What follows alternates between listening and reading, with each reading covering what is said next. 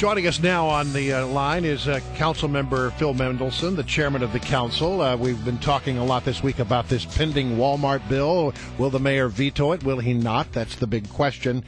Before we get into that, Councilman Mendelson, I want to ask you about Marion Barry.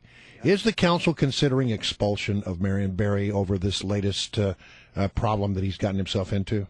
Expulsion would be an extreme measure. It's never happened. It requires a supermajority. I don't think it's likely to happen. Well, what might happen? Well, there are a number of options. They are to censure Mr. Barry, to reduce his committee assignments, or to simply accept and let's say ratify what the Board of Ethics and Government Accountability already decided, which was to fine Mr. Barry as well as to censure him. Chairman Mendelson, you got the chairmanship following Kwame Brown's fiasco there and the fact that all the corruption. I know you are a zero-tolerance corruption kind of guy. I know you need a supermajority, but if you had the choice, if it was your decision, Phil Mendelson, would you expel Marion Barry? Over this, no, I would not.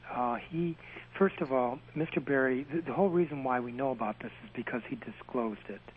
And the Board of Ethics Government Accountability investigated the matter. They found no other evidence of anything nefarious, additional gifts that hadn't been reported, or a quid pro quo in related to the gifts. The improper conduct was that he had proceeded to vote on some measures. No evidence, though, that his votes were influenced by the gifts. It's pretty well known that Mr. Barry is not financially well off. And so to take this to a step where we've never been before, which is an expulsion, would be extreme. Okay. All right. I'm not there. All right, well, we'll leave that conversation for another time. Thank you so much for bringing us up to date on that, though. All right, so why should Walmart be required to pay a higher minimum wage than any other retailer currently doing business in the District of Columbia? Well, first of all, although the bill is seen as being a Walmart bill, it actually applies to any large retailer with over $1 billion in revenues. Let me repeat, $1 billion in revenues, and 75,000 square feet or more.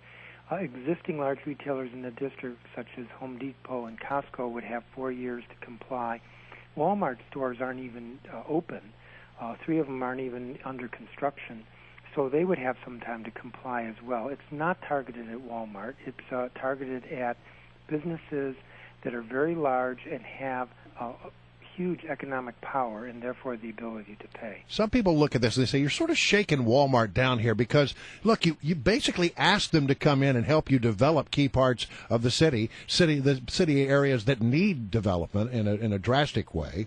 And now that they're starting to pour concrete and put up the walls on the buildings, you say, and now that you're here, we're going to stick it to you and require you to pay a higher minimum wage. Well, I've heard that argument, but, the city from time to time, as the federal government, other states, they raised the minimum wage, and I think it's unfair to say that we can never do that. That regulations such as a minimum wage or living wage are static and can never change. This was not meant to shake down Target, and again, it wasn't focused on Target. You mean Walmart? Focused on Walmart. You have to target Walmart. That's what I meant to say. Walmart has made this a Walmart bill because Walmart has been very confrontative about this legislation, far more so than any other large retailers. In fact, it's only this week that I have heard that other large retailers have weighed in. They did not before the vote. Only Walmart, and Walmart did so in a very high-profile way by saying, guess what, we're thinking about just packing up our marbles and going somewhere else. Our guest is D.C. Council Chairman Phil Mendelson. And Chairman Mendelson, if we could just ask you to speak up a little bit. We're having a little trouble hearing you. I appreciate it. We've had many of your colleagues on the show. In fact, just last week we had Yvette Alexander, your colleague, your friend on the council there.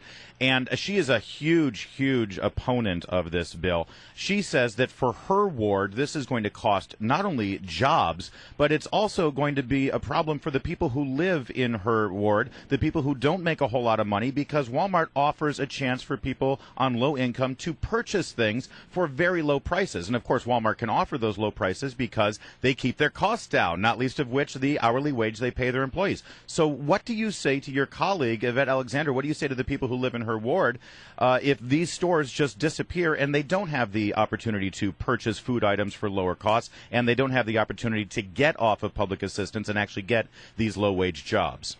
Well, the bottom line for her is the Skyland Development Project, and I share her concern because Walmart right now is the anchor tenant. Now, that project hasn't even broken ground. So, again, this is another example of it wouldn't apply to Walmart for several years. I share her concern when Walmart says they're going to pull out. What does that mean to the Skyland development? And I very much want to see the Skyland development move forward. So that's where she's coming from with regard to this. With regard to the argument that, these are jobs and people need to get off of welfare to get jobs or unemployment to get jobs, there's a lot of controversy about Walmart and some of these other large retailers, not all of them, that they pay a wage that's so low that, in fact, people are still forced to get government assistance. I was just looking at a study that, among other details, said that in Wisconsin, the state of Wisconsin, in 2012, there were 3,000 or 4,000 Walmart employees who were on public assistance, or Medicaid, I should say Medicaid. And another study, I think 2009 in Ohio, that it was a much higher number, something like 15,000 Walmart employees who are on Medicaid or other public assistance programs. So, what I have said to colleagues is that this is not just about jobs. This is about quality jobs. It doesn't do us any good if we get jobs that pay so low a wage that people still need food stamps or Medicaid or other publicly funded programs. Can I just have to we're out of time almost. Sure. In fact, we actually are out of time, but very quickly, if the mayor vetoes it, as the rumor is he will, do you have the votes to override the veto? Well, we'll see. There was a majority of council members who supported the bill. We'll see if we can get the necessary... You need one more vote, right? Is there somebody out there you think you could pick off? I think the debate is very healthy, and the debate may lead to some folks changing their minds. All right, we'll leave it there. Thank